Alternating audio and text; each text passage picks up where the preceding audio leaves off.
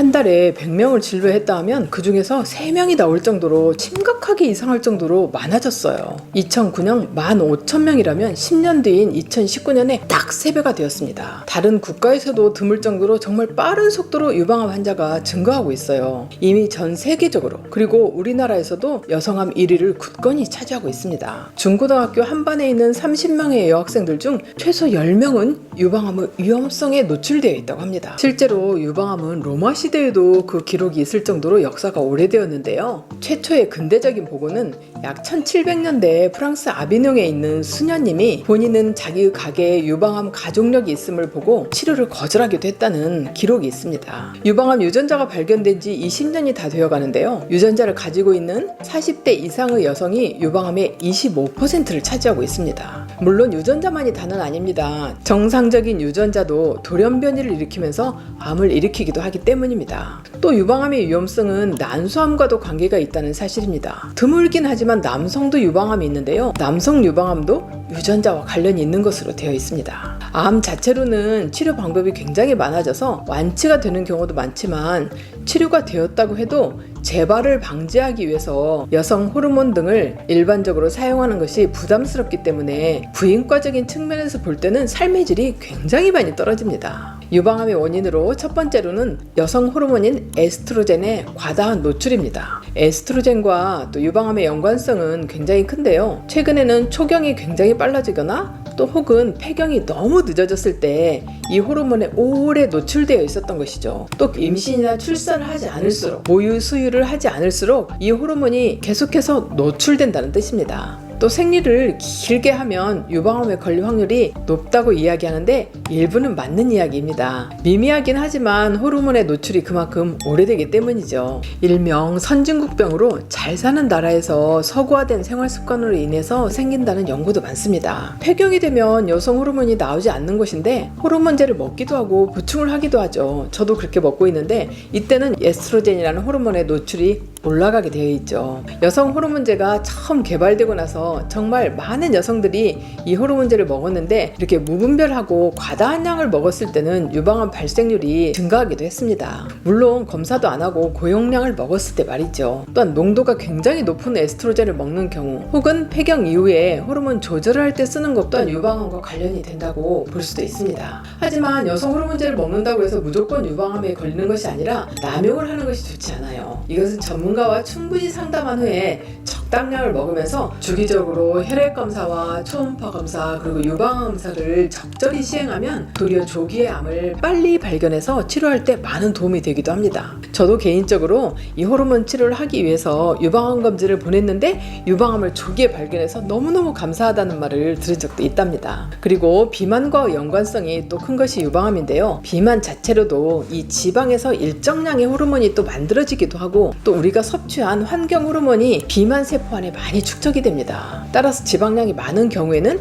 유방암에 조금 더 잘 걸린다고 되어 있습니다. 특히 폐경 후에 대사 기능이 떨어지면서 중심성, 복부 비만이 굉장히 늘어나죠. 당연히 유방암이 증가할 수도 있습니다. 그리고 규칙적으로 과량의 음주를 하는 분들은 유방암 위험성이 2배 이상 올라갑니다. 두 번째로는 유전적이고 환경적인 부분인데요.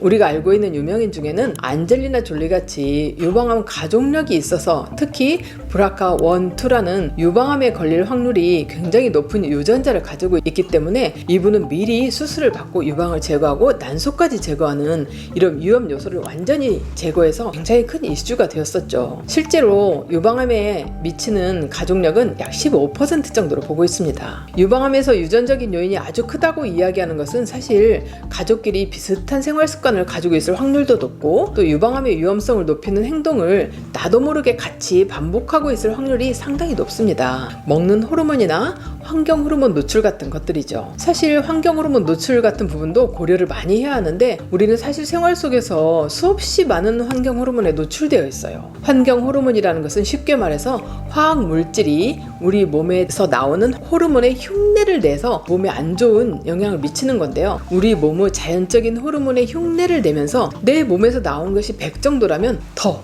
100이 더 와서 200 정도가 계속해서 자극을 하는 이렇게 안 좋은 영향을 미치는 것인데요. 한국이 급속도로 산업화되면서 화학물질을 더 많이 사용하게 되었고 또 환경 호르몬 자체는 쉽게 또 열에 약해서 용출된다는 특징이 있어요. 예를 들면 대표적으로 컵라면 용기에 물을 부을 때 또 물병의 온도가 굉장히 올라가거나 뜨거운 음료수 캔 등에서 나옵니다. 그 외에도 과거에는 사용하지 않았던 샴푸, 화장품, 향수, 일회용 플라스틱 용기, 수많은 항생제와 농약 등 거의 모든 물질에 환경 호르몬이 들어있습니다. 이들이 몸에 들어오면 마치 호르몬과 같은 작용을 하기 때문에 유방암뿐만 아니라 생식 기능 감소로 인한 불임, 아토피 등 수많은 건강 문제와 관련이 있어요. 저희는 아주 작은 것부터 실천하기 시작해서 이런 환경 호르몬으로부터 자신을 보호해야 하는데요. 보통은 여성들이 호르몬에 훨씬 더 민감하고 지방이 더 많기 때문에 작은 것들을 잘 실천해 보기로 해요. 예를 들면 일단 자동차의 공회전, 실제 타고 가지 않는데 엔진을 틀어놓고 있는 경우가 있죠. 이것을 오래 하는 것은 아주 심각한 환경 호르몬을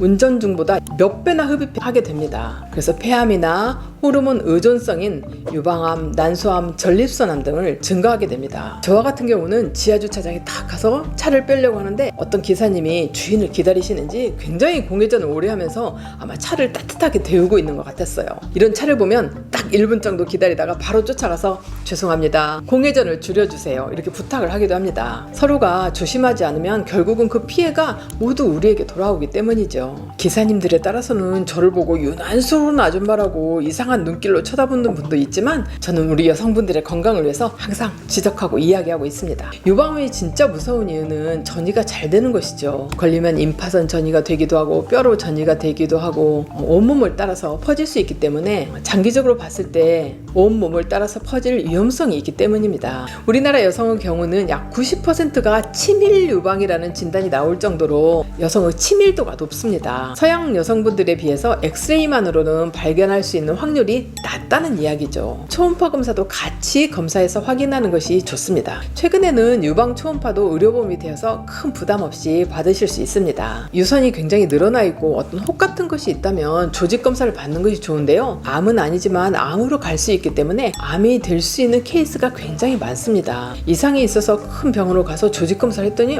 저는 괜찮았어요, 좀 지켜보자고 해서 6개월이 지나고 한 1년이 지나서 가봤는데 다시 조직 검사를 했는데 이것이 바로 암으로 바뀐 경우도 있었답니다. 천차만별의 모습으로 나타나기 때문에 아직 혹이 생기지 않았는데도 실질이 변하는 단계에 있는데요. 이것을 추적 관찰해보니 암으로 빨리 변하는 경우도 있었어요. 저의 경우도 약 15년 전에 유방의 이상이 발견되어서 맘모토모를 제거하고 또 조직 검사를 해보니 다행히 양성이어서 지금까지 재발하거나 다른 조직 검사를 할 일은 없었습니다. 그래도 규칙적으로 1년마다 꼬박꼬박 검사를 하고 있는데요.